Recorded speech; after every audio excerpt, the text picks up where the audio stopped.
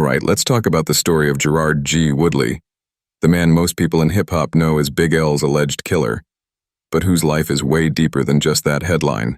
Harlem, 139th Street, the danger zone. To understand Gerard Woodley, you gotta picture Harlem in the late 80s and 90s, especially around 139th Lenox, an area Big L used to call the danger zone.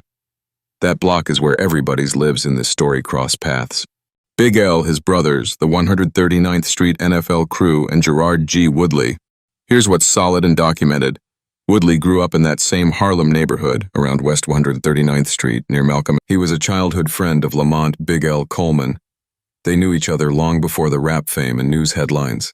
According to author Lou Black, Woodley's cousin, they were part of the same world that would later be called the 139th Saint. NFL crew. A Harlem street crew as much about family and friendship as it was about hustling and violence. Lou tells that story in his book Ethylene, The Rise and Fall of the 139th Saint. NFL crew. We don't have detailed public records about his childhood, like he went to X school or his parents did Y.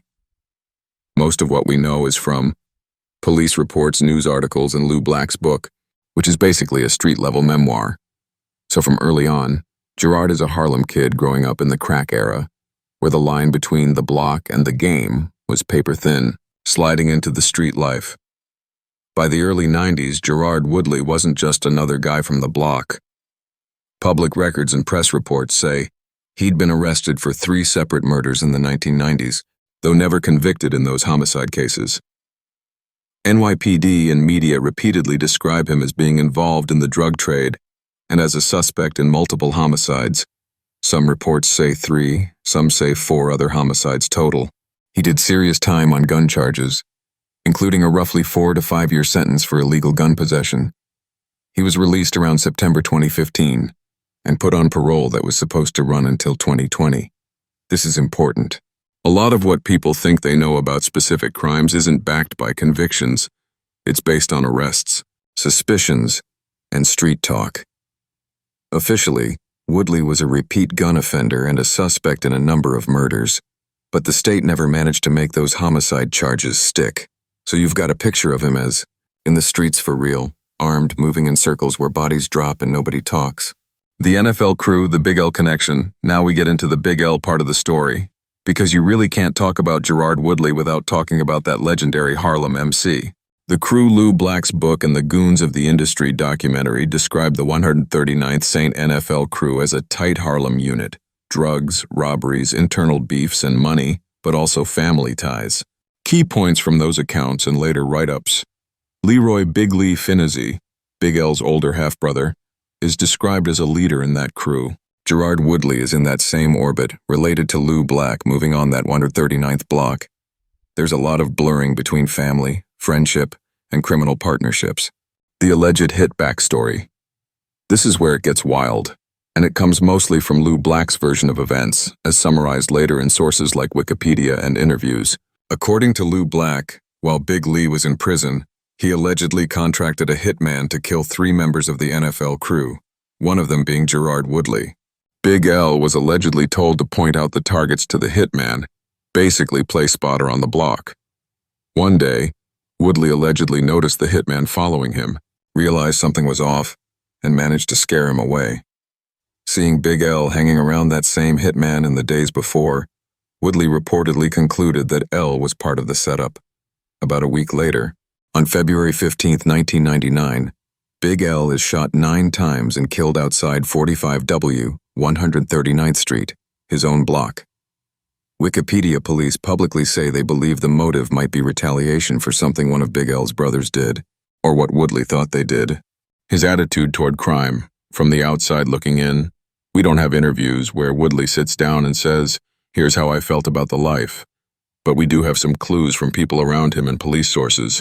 A law enforcement source told DNA Info, quoted in multiple outlets, that Woodley did a lot of bad things and someone decided it was time to go, and that he feared his alleged misdeeds would catch up to him. At the same time, his mother described him as a loving son and couldn't make sense of his death, and relatives described him as a pretty good guy who actually stayed cool with Big L's family even after the murder.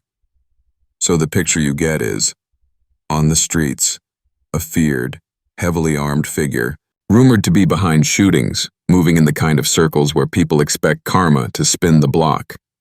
Inside his own circle, a son, a cousin, a friend, someone his people loved, someone they didn't necessarily see as the monster the headlines painted. That duality is common in these stories. To the public, he's the alleged killer. To his block and family, he's G from 139th. Okay. The other murders. His reputation. Most outlets repeat the same pattern. He was suspected in 4 other homicides, besides Big L's death. Cops say he'd been arrested multiple times for murder charges in the 90s and gun charges into the 2000s. But the homicide cases all collapsed. Most of those other alleged victims aren't named in mainstream coverage. What you're left with is a reputation. Not just some random guy who got accused once, but somebody law enforcement believed was tied to multiple bodies. They just couldn't make it stick in court. From a true crime YouTube doc angle, this is where the myth of Gerard Woodley gets built. The Harlem shooter who beat multiple cases and was rumored to be behind several murders, including a rap legend. But again, rumor and suspicion, not legal proof. Cameron, the funeral street perspective.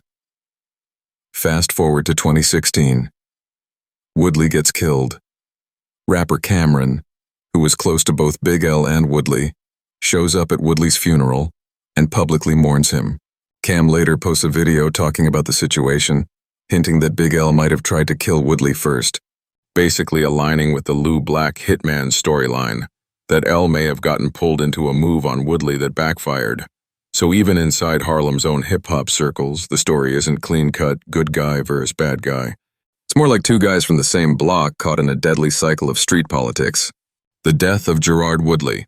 On the night of June 23rd to 24th, 2016, almost 17 years after Big L was killed, Gerard Woodley, age 46, is standing in front of 106W 139th St. near Lenox, right by the same stretch where Big L was murdered.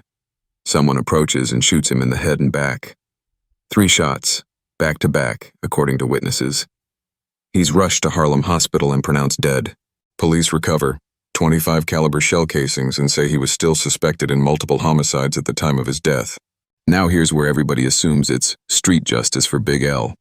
But investigators themselves have said they don't necessarily believe his death was revenge for L, pointing out that nearly 2 decades had passed, and anyone looking for revenge had plenty of time to act. Other voices, like Woodley's own brother, have floated theories like maybe a Big L fan did it, or someone from the streets who believed all the rumors online. Either way, just like Big L's murder, Woodley's killing has never been solved. Legacy. Myth. What we actually know. Today, when people talk about Gerard Woodley online, they usually flatten him down to 1 sentence. That's the dude who killed Big L and got killed on the same block.